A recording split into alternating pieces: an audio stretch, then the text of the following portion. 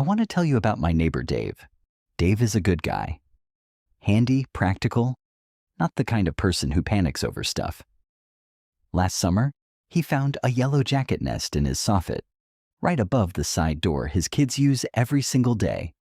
He watched a couple of YouTube videos, waited until what he thought was a good time, and went at it with a can of Wasp spray from the hardware store.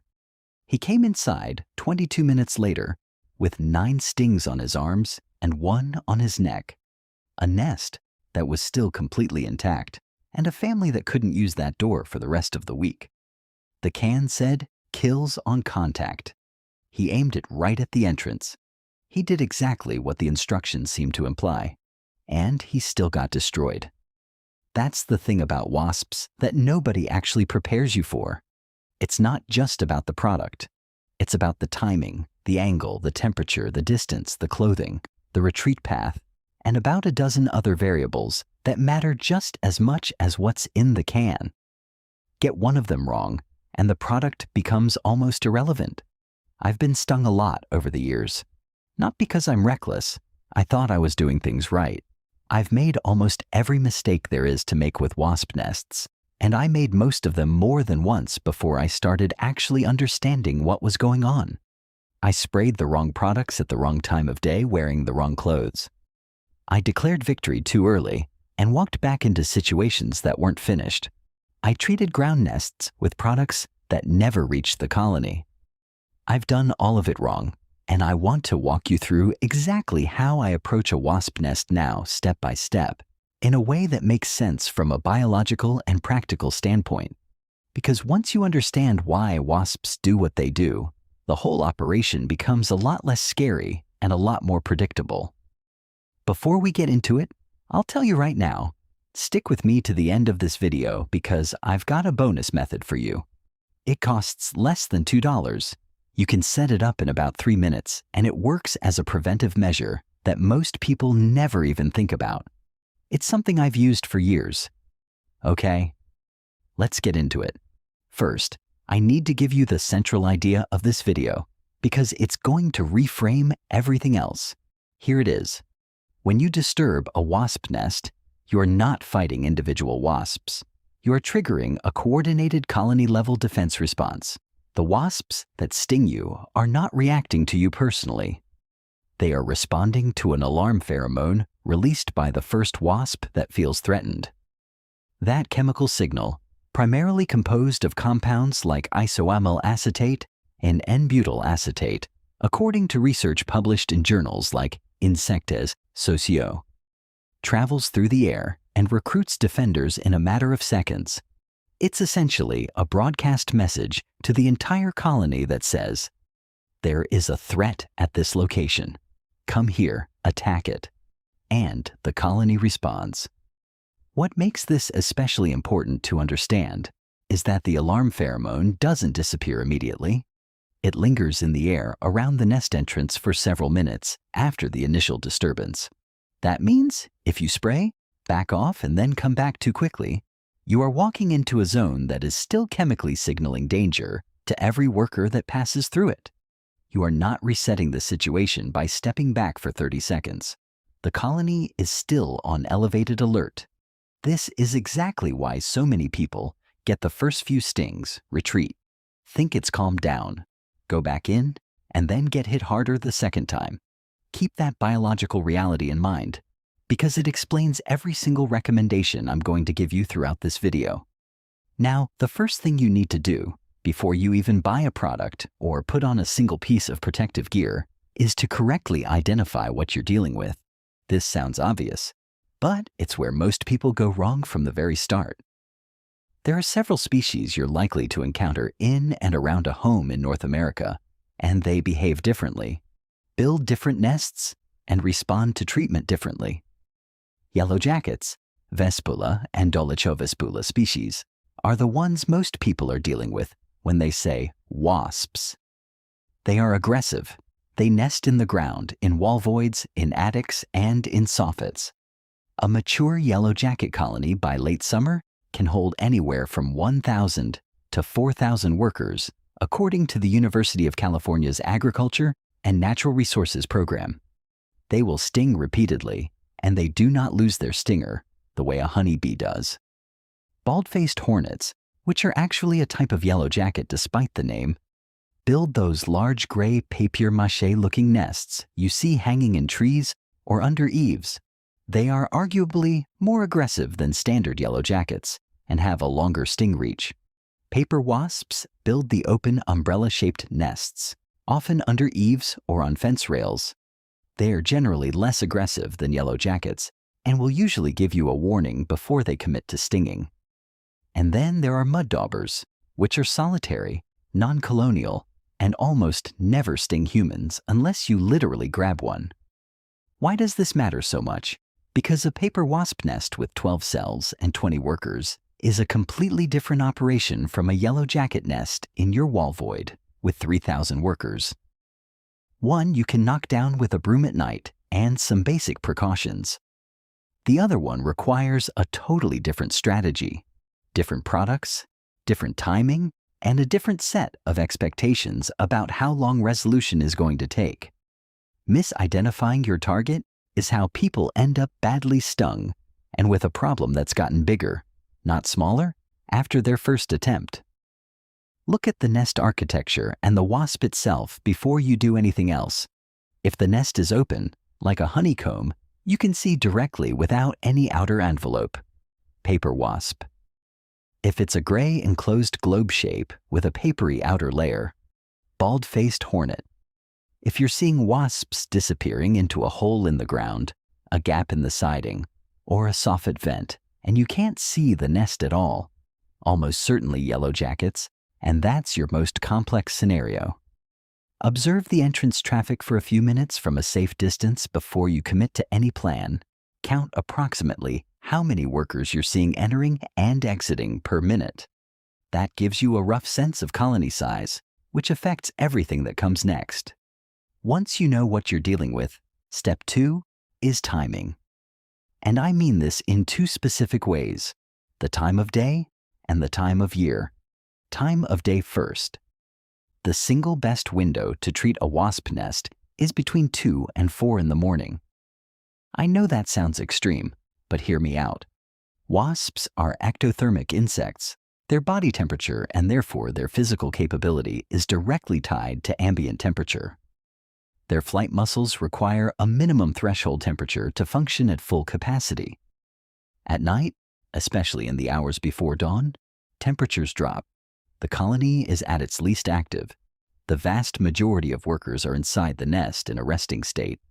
And critically, the alarm pheromone response is significantly slower and less coordinated.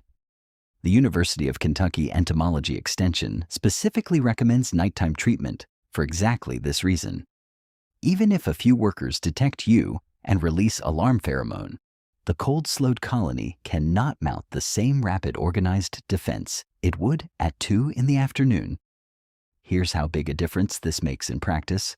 I have treated the exact same type of yellow jacket nest, same species, similar size colony, once during late afternoon and once in the middle of the night, the afternoon treatment.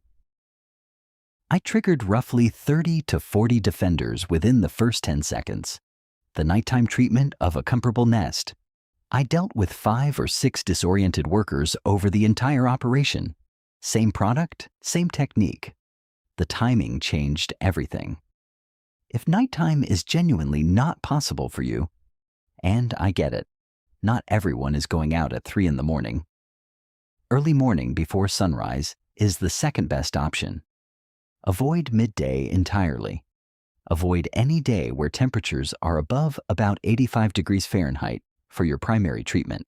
High heat equals high activity equals maximum aggression. Time of year is the second dimension of timing. If you're in late summer or early fall, be aware that wasp colonies are at their maximum size, and the workers are the most defensive they will be all season. The colony is also starting to produce reproductive males and new queens at this point, which intensifies the colony's defensive behavior because there is more to protect. Early to midsummer treatments on newly established nests are significantly easier. If you can catch a paper wasp nest in May or early June when there are only a dozen or so workers, You are doing yourself a massive favor. That same nest in August has 3 to 4 times the population and workers that are considerably more committed to defending it. Step 3. Gear. I want to be direct about this because I see 2 failure modes constantly. Either people go out there in shorts and a t-shirt with a can of spray and pay for it immediately, or they go so far overboard that they're ordering full professional beekeeping suits for a paper wasp nest with 30 workers. Let me give you a realistic calibration. At minimum, for any active wasp nest treatment, you want a long-sleeve shirt tucked into gloves, not thin latex gloves, actual thick gloves, pants tucked into boots or socks, and eye protection. Safety glasses at minimum, goggles if you have them. Wasps will probe aggressively for gaps. If there is an opening at your wrists, your collar, your ankles, they will find it. They are not randomly flying around you. They are targeting perceived vulnerabilities. A hat is also worth it because a wasp in your hair is a wasp that panics and stings. For yellow jacket nests in enclosed spaces like wall voids or soffits, or for any nest you're estimating above 500 workers based on entrance traffic, I'd recommend adding a hat with a mesh net over the face. Full beekeeping suits are ideal if you have access to them, but they're not strictly necessary for most residential situations if you execute the rest of the protocol correctly. One thing that almost nobody talks about: your retreat path. Before you approach the nest, walk the exact path you are going to run if things go wrong. Do it in daylight if your treatment is at night. Walk it first while you can see clearly. Remove anything you might trip over: a garden hose, a step, a garden ornament. Know exactly where you are going and how far it is. If you are on a ladder, that ladder needs to be positioned so you can descend without looking at your feet. People get seriously hurt, not from the stings themselves, but from falling while trying to escape them. Think through your exit before you ever approach. I can't stress this enough. Step 4. Product selection and application. Let me be straightforward about what actually works and what is mostly marketing. For above-ground nests, paper wasps under the eave, bald-faced hornet nest in a shrub or tree, a pyrethroid-based aerosol spray with a jet stream function is your most effective tool. Jet stream means it shoots a directed narrow stream rather than a wide mist. The active ingredients you want to look for are permethrin, bifenthrin, or deltamethrin.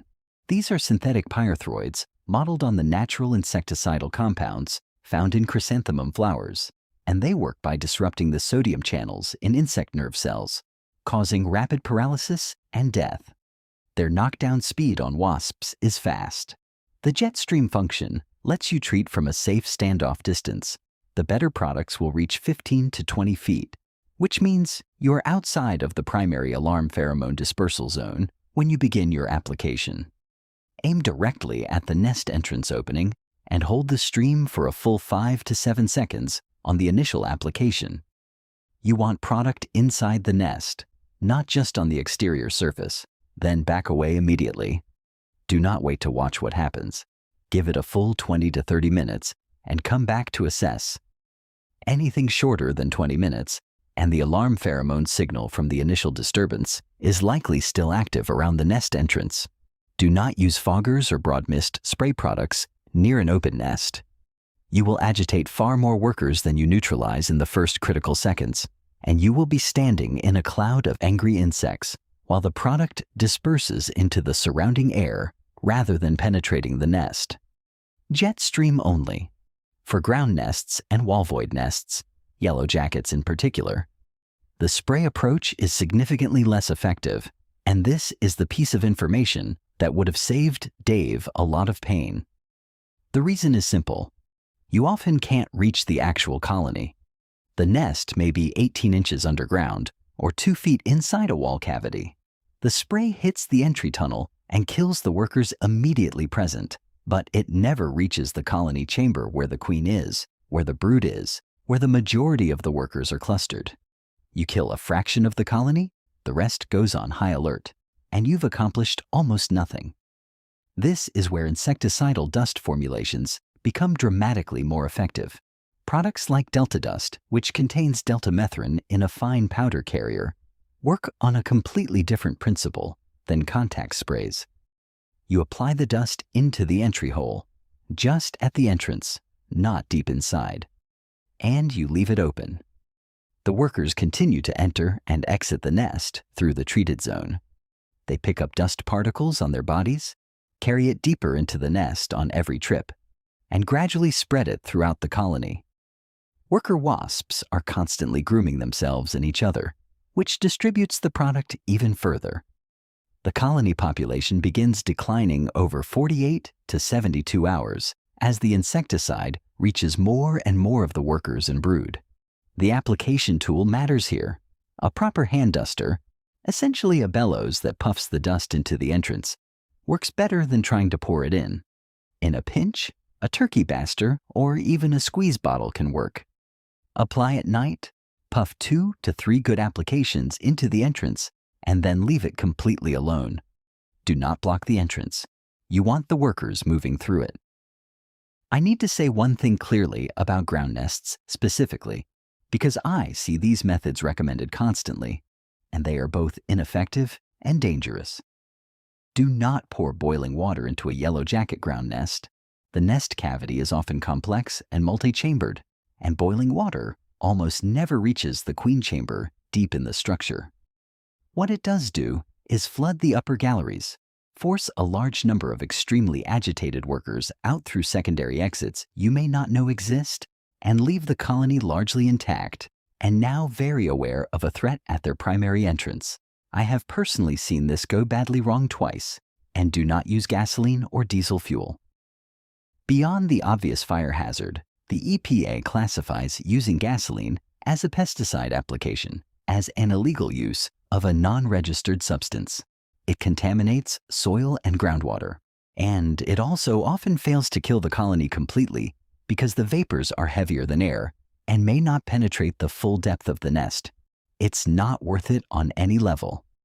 Here's a question I want to throw out to you right now, and I genuinely want to hear the answers in the comments. Where's the strangest place you've ever found a wasp nest? I've seen them inside mailboxes, inside outdoor speakers, inside a rolled-up garden hose that had been sitting against a fence for 2 months, inside a child's outdoor toy chest that hadn't been opened since spring. Tell me below. I read every single comment. Step 5. Follow-up assessment. This is where a lot of people either declare victory too early or get an unpleasant surprise. Come back in full daylight, midday if possible, when activity would be at its peak if the colony were still alive, and observe the nest entrance from a distance of at least 10 feet. Watch for 5 full minutes without moving. You're looking for complete absence of traffic. No wasps entering, no wasps exiting, no defensive posturing at the entrance. If you're seeing 0 activity for that entire 5-minute observation window, the treatment worked. If you're seeing reduced but continued activity, you need a second application using the same method. Give it another 48 hours and assess again. Do not touch the nest or attempt removal until you've had at least 2 to 3 consecutive days of 0 visible activity. A colony that looks dead at 48 hours may still have a small surviving population, particularly if the queen survived the initial treatment. If the queen is alive, she can rebuild worker population faster than you might expect. For above-ground nests that are confirmed dead, removal is straightforward. A garbage bag, a long stick, knock it down, seal the bag, done. The dead nest has no further biological function. For ground nests, you do not necessarily need to do anything with the cavity. It will naturally collapse over the winter months, and the papery nest material will decompose. Some people fill the cavity with expanding foam or tightly packed dirt once they have confirmed 0 activity for 3 or more days. That's a reasonable step, but verify the colony is truly dead first. One specific situation I want to address, because it catches people off guard: wall void nests. If you have had a large yellow jacket colony living inside a wall, killing the colony is only part of the problem. A large dead colony inside a wall can contain significant quantities of stored sugars, protein material, and thousands of dead insects. This decaying organic material can attract dermestid beetles, carpet beetles, and other secondary pests that will then spread into your living space. It can also create a moisture issue as the material breaks down, which can affect insulation and wall framing over time. If the void is accessible through an attic, a crawl space, or a removable panel, removal of the dead nest material is absolutely worth doing. If it's sealed inside a finished wall with no practical access, monitor for any signs of secondary pest activity or moisture damage over the following season. Step 6. Prevention. Because the most satisfying outcome isn't just handling this season's nest, it's making your property meaningfully less attractive to the next queen looking for a nest site when she emerges next spring. Yellow jacket and paper wasp queens overwinter as individuals, then emerge in spring and immediately begin scouting for two things: food protein to feed the first generation of workers, and a suitable cavity or sheltered location for the nest. Understanding that scouting behavior gives you a real window to reduce your chances of colonization. On the food side, uncovered pet food left outdoors, open or loosely covered garbage cans, fallen fruit from apple or pear trees, open compost bins, and outdoor dining areas where food residue accumulates are all significant attractants in April and May when new queens are establishing. Cleaning up these sources during the early establishment period, before the first generation of workers emerges and the colony becomes self-sustaining, can meaningfully reduce your risk. On the nesting site side, queens are looking for dark, sheltered cavities roughly the size of a golf ball or larger. Gaps in fascia boards, holes in soffits, spaces around utility pipes where they enter the structure, foundation vents without intact screening, gaps under deck boards, spaces inside outdoor furniture that stays out year-round. All of these are potential real estate. Walk your property in early April and seal what you can. Steel wool packed into gaps and then caulked over is effective. Hardware cloth over vents. A tube of exterior caulk applied to gaps around pipe penetrations. This is genuinely a 1-hour job in spring that can prevent a several-hour problem in August. There are also decoy nests. You've probably seen these. The paper bag or lantern-shaped products meant to make wasps think the territory is already claimed by another colony. The evidence on these is honestly mixed. Some studies and consistent anecdotal reports from pest management professionals suggest they can deter paper wasps from establishing new nests nearby, operating on the premise that paper wasps tend to avoid nesting in proximity to an existing colony. Their effectiveness against yellow jackets is considerably less clear. Yellow jackets are less territorial in their site selection. I would not rely on a decoy nest as a primary prevention strategy, but if you're trying to keep paper wasps from rebuilding on a porch or eave where they've nested before, it's an inexpensive and completely non-toxic addition to your prevention toolkit. Worth trying. Just don't let it replace the sealing and food source management. Now, I said earlier, I'd give you a bonus tip. Here it is. This is something I've been using for years. It costs under $2, and almost nobody thinks of it as a pest control tool. Plain white chalk, the kind kids use on sidewalks. Every spring, I take a piece of regular chalk and I run it along the tops of my window frames, around my door frames, and along the underside of my eaves wherever wasps have tried to build in previous seasons. Chalk is calcium carbonate in a fine powder form, and while the precise mechanism is not completely settled in the scientific literature, there is consistent and widespread anecdotal reporting from homeowners and pest management professionals that paper wasps in particular avoid building on surfaces that have been chalked. Two proposed mechanisms. First, the powdery texture may physically interfere with the adhesion of the saliva and wood fiber paste that paper wasps use to anchor the initial nest cells to a surface. Second, It may disrupt the chemical scent markers that returning queens use to identify previously used nesting sites. Neither mechanism has been definitively proven in peer-reviewed research to my knowledge, but the practical evidence is consistent enough that it has earned a permanent place in how I manage my property every spring. It costs 50 cents for a piece of chalk that will last you multiple seasons. It takes 3 minutes to apply. It is completely non-toxic to humans, pets, and the environment. It washes off in heavy rain, so you reapply once or twice during the season. That's it. If it prevents even one nest from getting established near a door your family uses every day, that's an extraordinary return on a 50-cent investment. It's the kind of thing that feels almost too simple, which is exactly why most people walk right past it. That's the bonus. Simple, cheap, and most people have genuinely never heard of it. Let me bring all of this together for you now. What you have from this video is a complete biology-based framework for handling a wasp nest the right way from start to finish. You identify your species and nest type first. Because yellow jackets in a wall void and paper wasps under an eave are fundamentally different problems requiring fundamentally different approaches. You time your treatment for 2 to 4 in the morning during moderate temperatures, earlier in the season when the colony is smaller and less defensive. You gear up properly and you plan your retreat path before you ever approach the nest, not after things go wrong. You choose the right product for the specific nest type. Jetstream pyrethroid spray for exposed above-ground nests, insecticidal dust for ground nests and wall voids. You give the treatment time to work, and you follow up in full daylight 2 to 3 days later without declaring victory prematurely.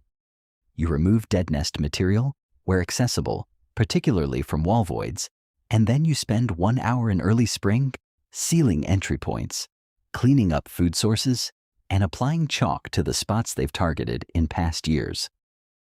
The idea that connects every single one of these steps is the same one I gave you at the beginning. You are not fighting individual wasps. You are disrupting a colony-level biological system. When you understand that, every decision you make is grounded in something real. The timing, the product choice, the follow-up interval, all of it makes sense. You stop guessing and start moving through this with actual confidence.